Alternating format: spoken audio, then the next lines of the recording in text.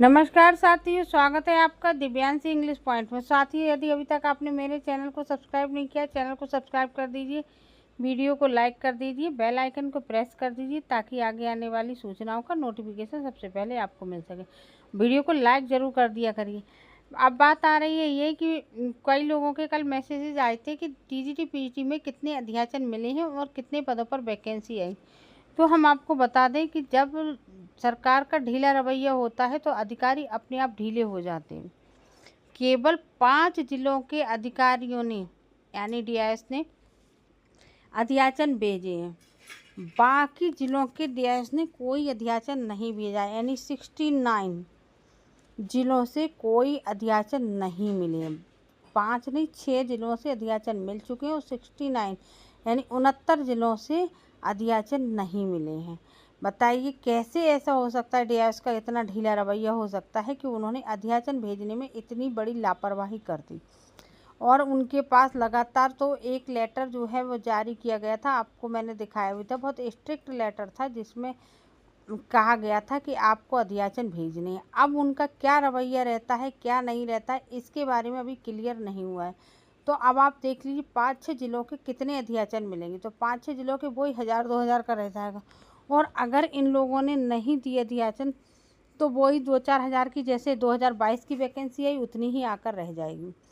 अगर इन लोगों को, मैं तो ये कहती हूँ कि जो लोग इतना कहना नहीं सुन रहे हैं और अध्याचन नहीं दे रहे हैं उन लोगों को तो सस्पेंड कर देना चाहिए। ये लोग क्यों नहीं चाहते कि यूपी में शिक्षक भर्ती हो? सबसे ज़्यादा पिछड़ा राज्य यूपी होता जा रहा है इस मामले में कि वहाँ पे वैकेंसी नहीं आती है, जबकि बाकी राज्यों में भरपूर वैकेंसी आती है, भरपूर काम होते हैं। इसलिए इसको भी ध्यान में रखना चाहिए और डीआईएस वगैरह के ऊपर सख्त कदम उठाने चाहिए सरकार को कि आपको ऐसा कैसे हो जाता है जब अध्याचन के लिए आपके पास लेटर आता है और आप उस पर कोई ध्यान नहीं देते हैं। कोई इतना बड़ा काम तो है नहीं, और ना ही डीआईएस को जाके स्कूल पता करना पड़ता है, उन्हें भी कॉलेज के लिए वो लेटर जारी करना पड़ता है और स्कूल वाले बता देंगे। और जब पूरी जानकारी आ जाएगी तो डीआईएस को क्या चाहिए, वो पूरा वहाँ पे भेज देंगे। शिक्षा सेवा चयन बोर्ड को इतना सा काम करके नहीं दे रहे हैं तो आप लोग बताइए, आपकी 1.5-1.5 2-2 लाख सैलरी है तो आप करते क्या है वहाँ बैठ कर? उनको कोई फ़र्क नहीं पड़ता। बेरोजगार तो अभ्यर्थी है, परेशान तो अभ्यर्थी है, नौकरी तो उसको चाहिए। इनको तो मिल चुकी है जैसी इनको मिलनी थी, इसलिए ये लोग इतना लापरवाही हो। दूसरी, इनके खिलाफ़ कोई कार्रवाई नहीं होती।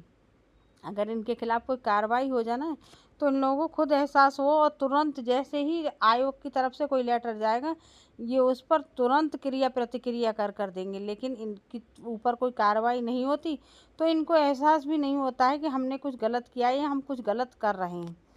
इसलिए मैं आपको अभी बता दूं, अगर सारे ज़िलों के, पूरे 75 जिलों के अगर अध्याचन मिल जाते तो लगभग आपकी 35,000 वैकेंसी आ सकती हैं। और अगर थोड़ा बहुत इधर उधर हुआ भी तो 30,000 तो कन्फर्म मान लीजिए। लेकिन अगर ये लोग नहीं देंगे तो छोटी सी ही वैकेंसी आकर रह जाएगी। इसीलिए मैं इस मामले में कोई वीडियो नहीं बनाना चाह रही थी, क्योंकि मैंने कह दिया 30-35 हज़ार की वैकेंसी आएगी और वहाँ पर आ गई 5,000 की, तो आप लोग ये कहोगे मैडम आप तो कह रही थी कि 30-35 हज़ार की आएगी और यहाँ तो इतनी कम आई है।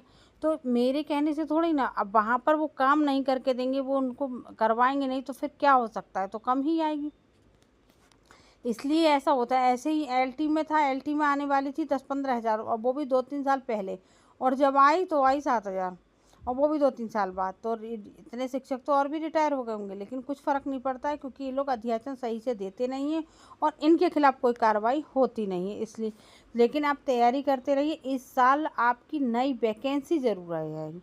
35,000 पर आए ना आए, 30,000 पर आए ना आए, लेकिन वैकेंसी आएगी ज़रूर। अगर इन्होंने अध्याचन अच्छा दे दिया तो वैकेंसी अच्छे पदों पर आएगी, अगर इन्होंने अध्याचन कम दिया तो वैकेंसी कम पदों पर आएगी, लेकिन आएगी ज़रूर।